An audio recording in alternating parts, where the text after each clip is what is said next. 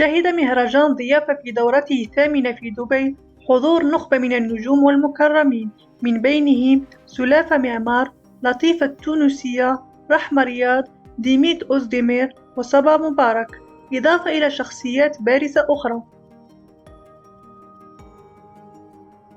أهدت لطيفة تكريمها لروح والدتها ولجمهورها الذي دعمها في ألبومها الأخير مفيش ممنوع، وتعرضت لموقف محرج عندما تعثرت على المسرح، لكنها تعاملت بعفوية واستمرت بالغناء والرقص.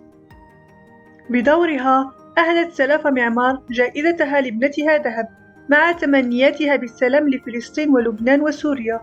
أما رحمة رياض فعبرت عن فرحتها المشوبة بغصة بسبب الأوضاع في لبنان وغزة، متمنية سلاما دائما في الوطن العربي.